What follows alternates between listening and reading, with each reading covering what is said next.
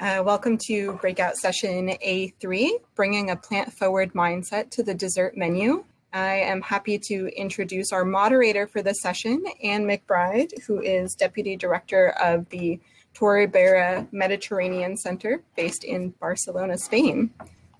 Thank you so much, Katie. Based in New Jersey these days, though, thanks to COVID. Hello, everyone, and welcome to this session on bringing a plant-forward mindset to the dessert menu. We'll explore the wide range of creative options going beyond the fruit cup and the strawberry ice cream. Our presenters, both of whom worked in some of the country's best restaurants before opening their own businesses, will invite us to think of grains as produce and to find sweetness in vegetables, among other delicious strategies that help connect the whole of a meal around a plant-forward point of view. We'll have time for questions, so please put them in the chat at any time. Our first presenter is Roxana Jollapat, pastry chef and baker at Friends and Family in Los Angeles, and the author of the highly anticipated Mother Grains, the book to which she has dedicated the last 3 years of her life, and which she'll discuss further during the break at a Meet the Author session. Friends and Family Bakery, which she opened in 2017, has allowed Roxana to fully manifest her appreciation for ancient grains and California seasonality in her breads and pastry. Without further ado, welcome, Roxana. Hi, Anne. How are you? Thank you so much for having me. Thank you for being with us and for joining us from the kitchen. That's right. So we'll watch shortly a video of one of your, a demo of a recipe from your book. What do you want to tell us to introduce the dish and your philosophy around it? Well, very briefly, the cookbook Mother Grains, which accurately you indicated took me 3 years to write and research, is a book focused on baking with whole grains. A little bit of cooking, but mostly baking with whole grains. It basically relates or sort of reflects my trajectory here at Friends and Family, in which we have developed a repertoire that reflects the richness of our grain culture here in California, domestically across the United States. I focus on 8 grains and incorporate it in my baking in ways that are delicious, enticing, and effective. Like, these are recipes that work. They're never dried out, never tough, never dense, and full of flavor and texture, because that's what grains do to our baked goods. This particular recipe I really enjoy because it's made with buckwheat, which is a terrific grain, especially now. I celebrate particularly now in the spring because it's a grain that symbolizes regeneration and rebirth, such as spring. It does have a shorter growing season, which is why it's always regenerating. It's also incredibly amazing for the agricultural land, as it adds nitrogen to the soil. It also is incredibly, it is actually more of a bush than it is a grass, as opposed to other grains. So it has a really abundance of flowers. So it's great for the bee population, which we all know is incredibly important for sustainability. So now that we know we want buckwheat and this is what we want to have right now, I wanted to make a dessert that was decadent yet light. And so I added a ton of chocolate to this really beautiful, airy, magical, silky cake. And the base is a sponge made out of buckwheat flour. And a sponge, I mean, because it's actually yeasted. So we have 2 leavening agents in there. We have the fermentation caused by the yeast in the sponge, but also the lightness that happens when we incorporate whipped egg whites into the batter. And the sky's the limit when it comes to the plating of this dessert. I happen to lean a little Japanesey or Asian flavors, which I am half Asian, when I do this dessert, because of a very particular reason, and that is because buckwheat hails from Central Asia and Northern Europe, and I think that even though it's a very assertive flavor, it can also take the backstage and let other more delicate flavors shine. So today we're going to do a pairing with tangerines, Satsuma tangerines, which is a Japanese variety, and some sesame brittle.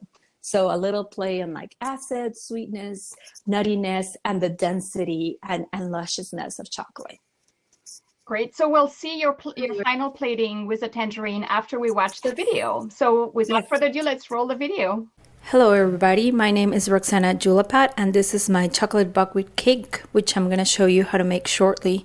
I am based here in Los Angeles. I own a bakery called Friends and Family in East Hollywood, and I am also a cookbook author. My first cookbook is called Mother Grains and it centers on ancient grains. For this recipe, we're going to need 3/4 cups of lukewarm water, 1 teaspoon of instant yeast, 1 tablespoon of buckwheat honey, and 1/2 cup of buckwheat flour.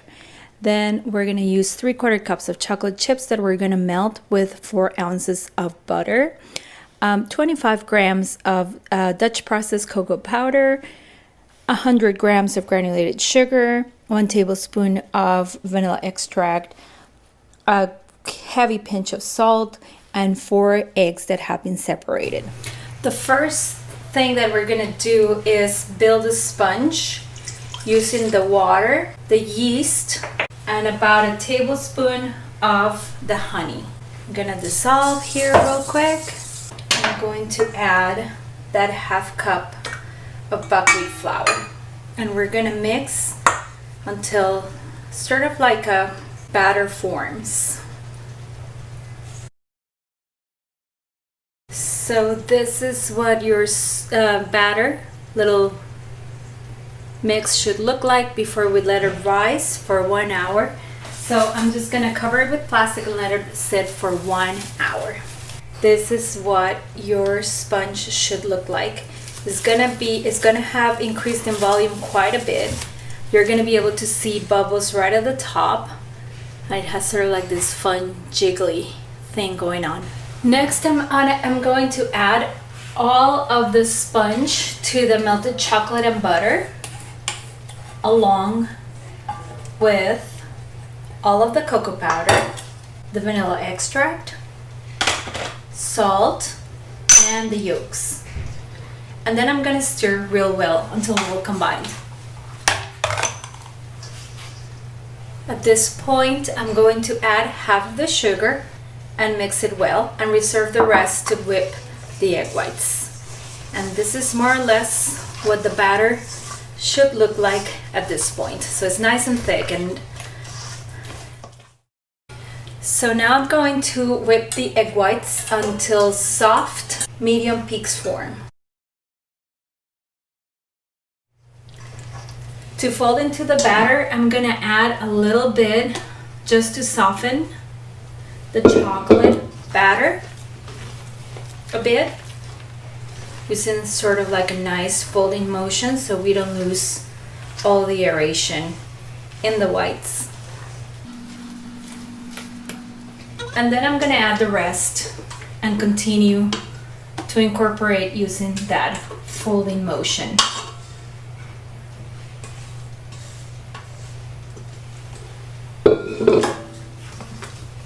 It is crucial that we don't over whip the eggs or they'll become grainy when we're trying to do this.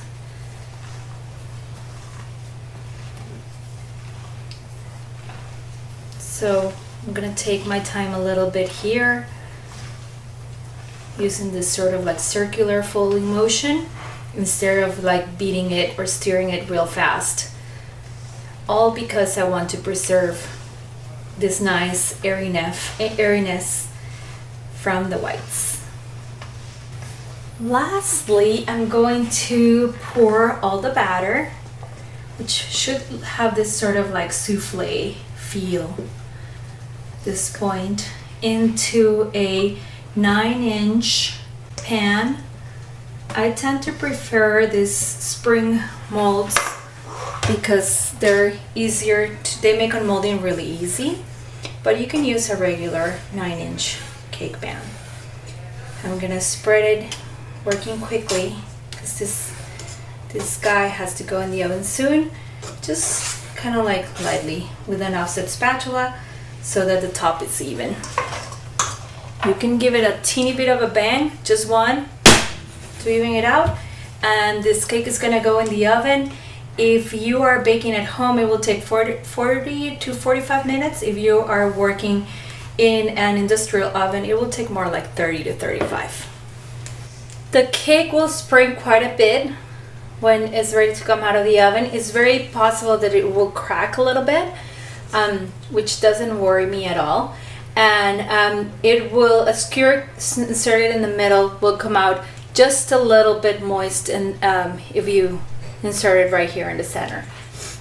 See, it has this really beautiful silky crumb. I'm just gonna serve it on a plate with a light sprinkle of powdered sugar.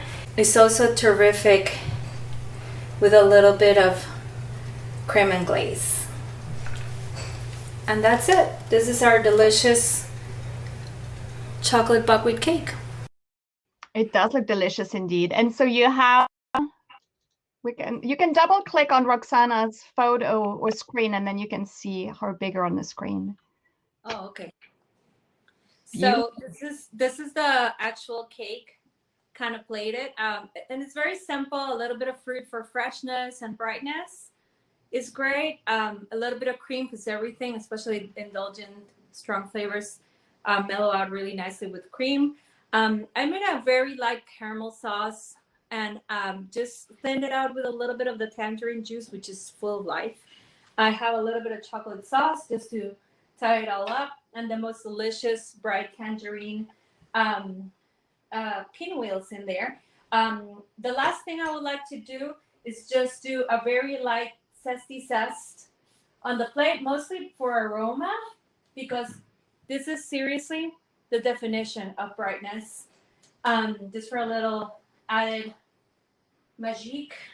And then, if you must, not that you have to, the cream will do the work, but if you must, you can do a little bit of ice cream. In this case, I'm gonna just do the tiniest little amount of really nicely burnt caramel ice cream, because I feel like that really pairs well with intense flavors such as chocolate and the bright acidity of the tangerines. And the very, very last step is just a sprinkle of chopped up sesame brittle. It's terrific on the ice cream, a little bit on the cream, not so great on the sauces. So maybe exercise some restraint there, but that's it. A lot of bites, a lot of textures, interesting dessert, and just with a very simple preparation, a very simple, successful cake that does the trick. It's beautiful. And it's also interesting to think of whole grains not needing to sacrifice the decadence, right? Which sometimes people think it's one or the other. Mm-hmm. Can you hear me well? Should I wear headphones? We can hear you okay. Okay, good. Well, I'm going to just plug in just in case. Okay. And we have some questions for you in the chat. Yes. So I'm a big advocate of we don't do whole grain for whole grain sake, for the obviously there's a lot of good reasons why we have whole grain in our baking here at the bakery. But more than anything, it's because ultimately it's just delicious. And to be very flavor focused is a great starting point. And then everything else comes into play. Then we can talk about sustainability. Then we can talk about health, among many other excellent reasons to add ancient whole grains to your diet.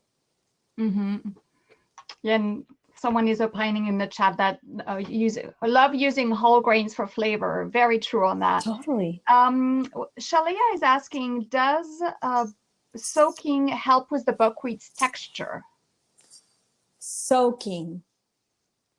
Well, the only reason why you would soak a whole grain would be if you were to cook the whole berry.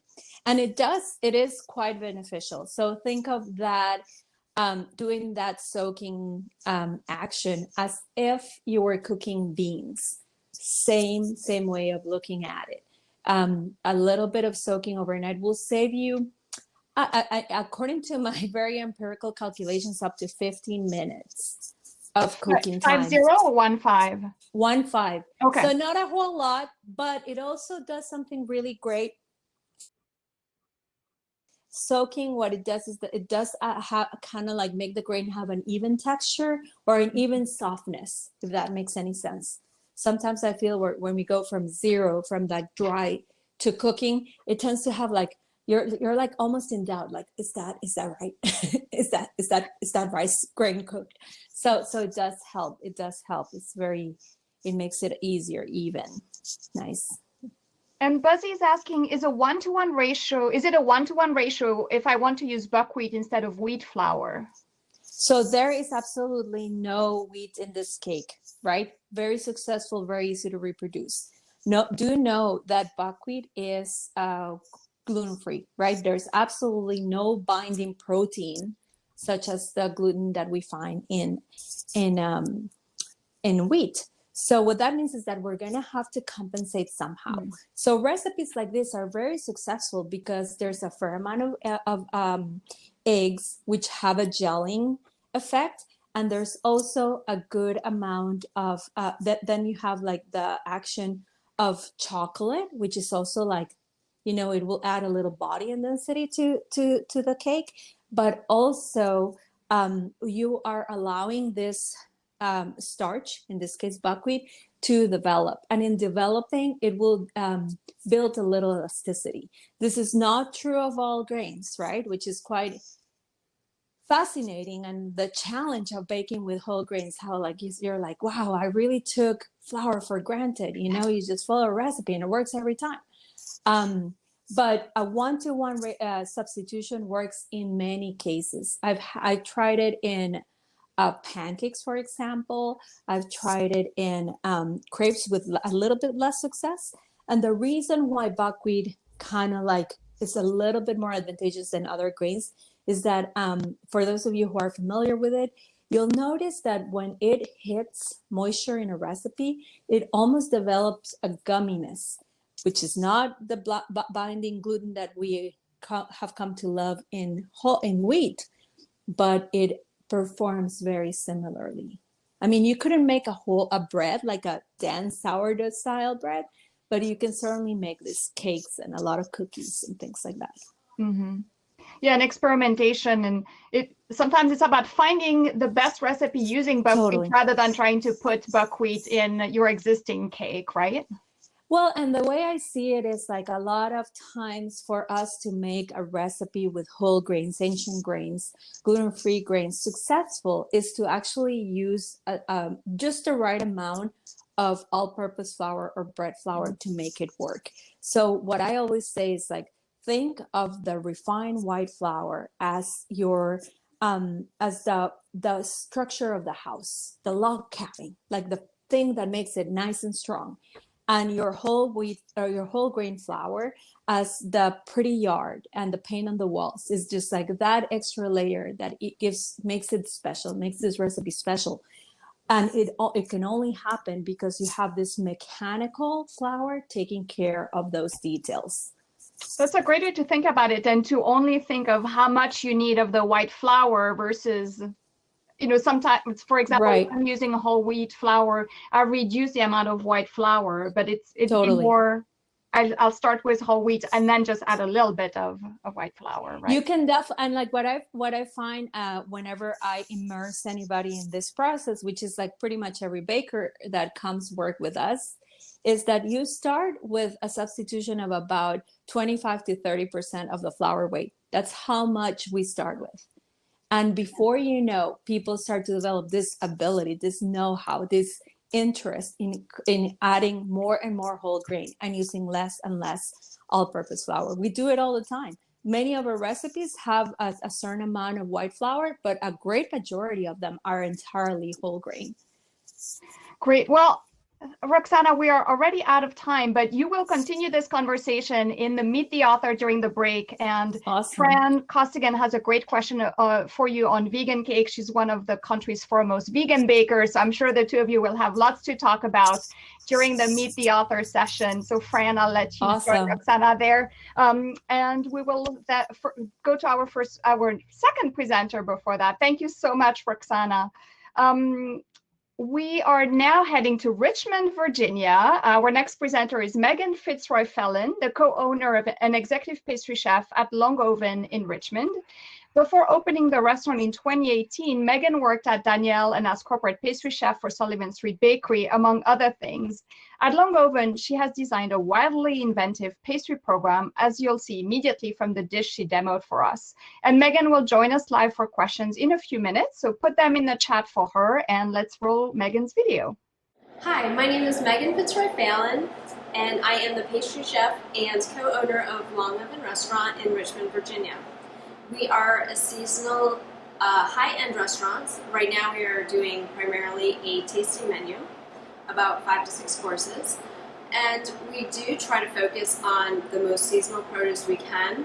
This time of year, one of my favorite things to showcase is the sunchoke. It's one of my favorite vegetables. It has a nice natural sweetness to it, and I like to enhance that in a dessert.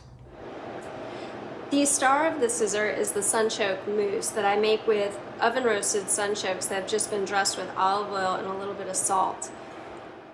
That gets pureed into a smooth puree, and then I make a mousse with that using egg yolks, simple syrup, and then I fold in some whipped cream. On top of the mousse, I'm going to be adding some Sunchoke chips. So all I do is take sunchoke, slice them super thin on a mandolin, soak them just for a little bit in seasoned water. It has a little bit of sugar and a little bit of salt. I don't like to make a full simple syrup with this because it's too sweet. There's plenty of natural sweetness in the sunchoke. And then I dry them so they're super crispy, really good. Also on top of the mousse goes toasted pumpkin seeds. They've been coated in roasted pumpkin seed oil and a little bit of powdered sugar just to add a little bit of sweetness. And then the whole thing is going to be covered with a coffee foam. Here are the sunchokes. They are now pureed, and I did strain them to get any of the little skin flecks out of there. And I'm folding them into a pat de bombe. So I took the egg yolks and the simple sugar mix and whipped that until it was nice and stiff. I'm going to fold these in together, and then I'm going to fold in some whipped cream. Now I have come across, have been times where vegans have dined at a restaurant, and I had to take that into consideration. This dessert is very adaptable, and instead of making this mousse, I just took the sunchoke puree, lightened it up a little bit with a little bit of sugar and a little bit of olive oil, and obviously seasoned it with salt, and used that instead of this mousse, and it really worked quite nicely. The sunchokes have such a beautiful nutty sweetness to them, super earthy. They're really good this time of year. We happen to be using them on the menu earlier on in the tasting menu, so it was a nice kind of circle effect coming back to the sunchoke at the end of the meal. And here we go. Here's the sunchoke mousse.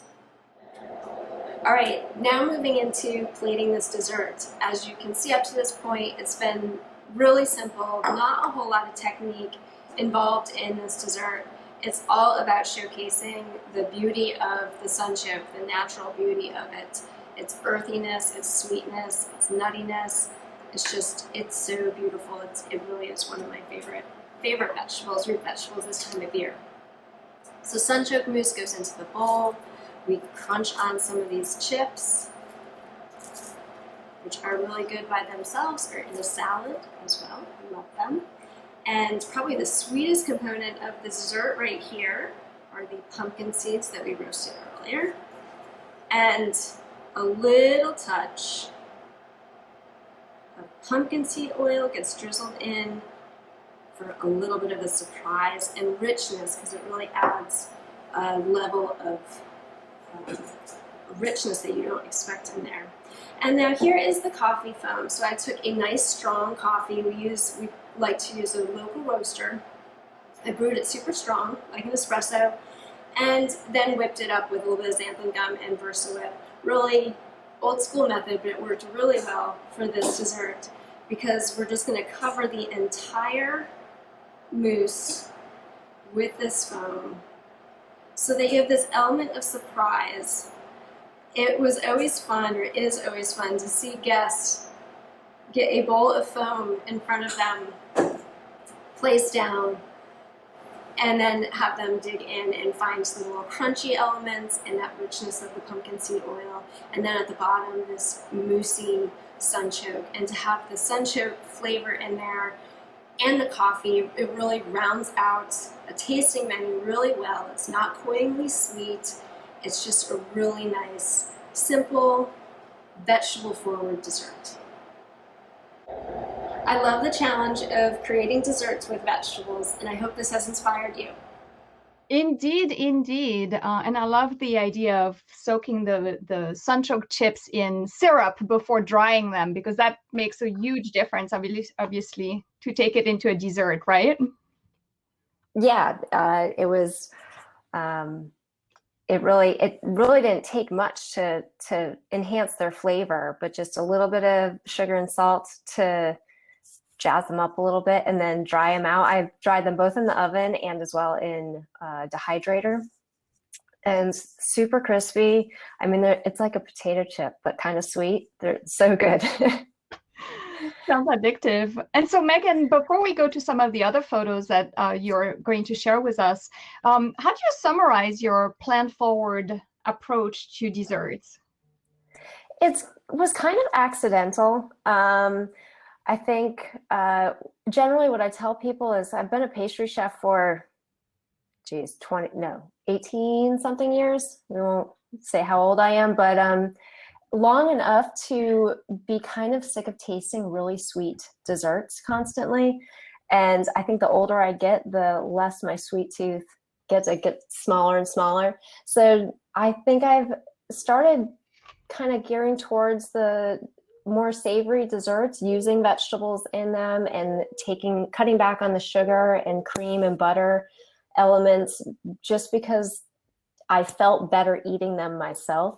But they do also really work well in a tasting menu environment, which is what we are currently right now at Longoven, is fully a tasting menu. And if you think about it, if you're having, right now we're doing 5 to 6 courses. So if you've eaten 5 courses, you don't want a really decadent dessert. If there's chocolate on the plate, I'm going to put a little bit, but it's much nicer to end with something that balances off the meal that you just enjoyed, instead of something that kind of knocks you over the edge, puts you to sleep. But I also, probably more than anything, I love a challenge. Also being in the industry for a while, I have gotten kind of tired of making your standard, souffle or mousse or any of just the regular fallbacks that you might think of, tarts and pies, and started trying to think outside of the box a little bit, and really honestly working very closely with savory chefs who don't have dessert background. And it's been fun because they don't think in terms of dessert. They think in terms of what's available now. So, that kind of has helped, and it has created a challenge for me that has been fun. Like given some cauliflower and said, make a dessert, and be able to do it. I actually made a white chocolate cauliflower truffle, or a bonbon, that ends up being absolutely delicious and had no cream in it, which was really cool. I love that. And speaking of, let's look through some of the examples that you brought to us. So what is this?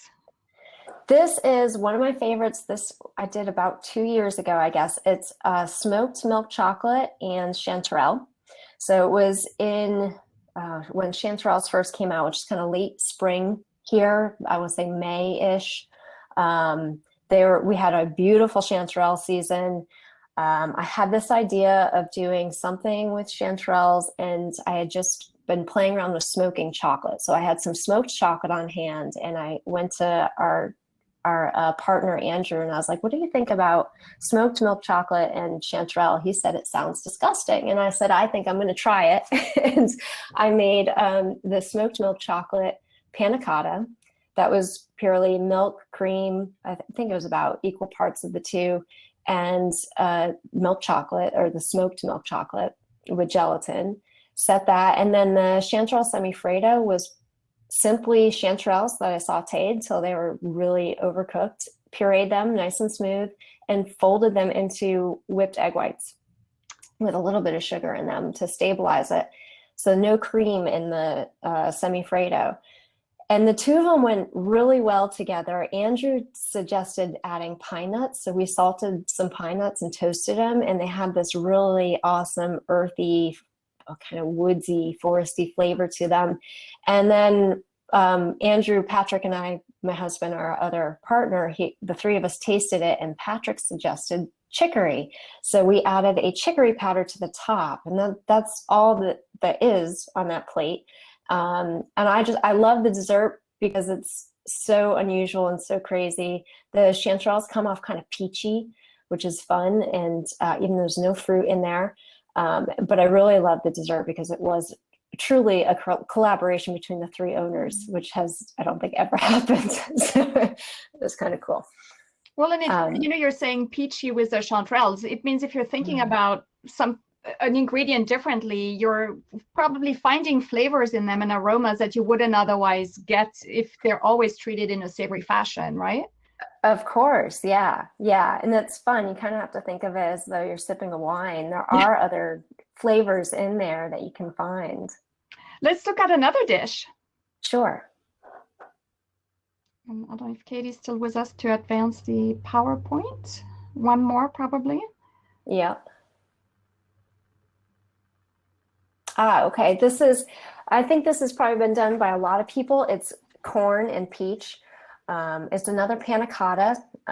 In the summertime here in Richmond, it gets deadly hot and disgustingly humid. So I like really light and refreshing desserts. So here we just did fresh corn, buzzed it into some milk and cream, again with some gelatin. And then for something different, I took the corn cobs and I made a stock out of them and then turned that into a gelée. So on top of the panna cotta is a thin corn stock gelée, which really heightens the flavor of the corn. And then on top of that, we compressed some peaches, so just in a vacuum bag, and we compressed them with a little bit of basil to give them a little extra flavor. Sometimes peaches are hit or miss, if you get a bad bunch. This kind of helped enhance their flavor as well. As you can see, there's a ton of herbs on the dish. We love a lot of herbs to help. So there's some basil, some citrus lace, which is marigold leaves for a little lemoniness. And then it's actually peach sorbet. And I like sorbets because I don't like to add you don't want cream on cream, especially with the panna cotta. And I try to cut back as much sugar as possible in my sorbets until it gets icy, and then I add a little sugar back. And so it just kind of cuts off that creaminess of the panna cotta. All right, and I think we have time for one more. Great. Oh, this is a fun one. So the green little blob in the center there is actually fig leaf sorbet. So also early spring, probably about May, end of April maybe, fig trees start to blossom out, and their earliest leaves are super tender and super flavorful. Really aromatic, almost vanilla-y in a way, but herbaceous and minty. So we actually buzzed them. We'll pureed them into a sorbet base and spun that. And then there's a mousse in the bowl that's nothing more than equal parts buttermilk and cream. I put it in an ISI to make it super simple. So you just discharge it right into the bowl. So you have that tanginess of the buttermilk, the vanilla of the fig leaf sorbet. The blueberries in there have been compressed with a little bit of vinegar and a ton of herbs. We either did shiso or nasturtium or whatever we had on hand. And trying to think. Oh, and those shards on top are actually rye crisps. So I took rye flour, egg white, touch of sugar, again, just to season, and a little bit of salt, spread it super thin on a silk pat and baked it. And they come off almost like a tuile. That looks incredible. And it's all those are all things that grow in my garden, which I also love because it means that it's quite accessible. You can grow small quantities of. Right. The fig leaves we just steal. We drive around and we find people who have fig trees out by the sidewalk, and we just start snipping leaves. But I'm jealous that you actually have a fig tree in your yard. I would love one in my yard. I have a in a container actually, because in New Jersey that's the only way. So you can. Oh, that's true. Yeah. We have a question from Shalea. Cashews are used a great deal for creaminess in vegan desserts. Are there other vegan non-nut and non-seaweed options that do similar and are not gummy or slimy? Ooh, I've used tofu before, but it's a legume. Would that be considered a nut? Because I have used tofu to puree to add that texture. I've used coconut a lot as well. Unfortunately, that kind of falls into the same category, possibly. I think that's about it. I do use a lot of agar. I do. I don't try to cook vegan. I do have a tendency to lean that way, or at least play with the vegan friendly items, because I do think the tendency of our guests are leaning that way, and so are mine. But yeah, I can't think of anything else. I'm sorry. And another question from Shalea, and that will be our last question before we wrap up. Have you played with cabbage? Cabbage, ooh, good one. I have not. Now you've given me a challenge. Any suggestions? What would it go with? I'm trying to think. No, I haven't.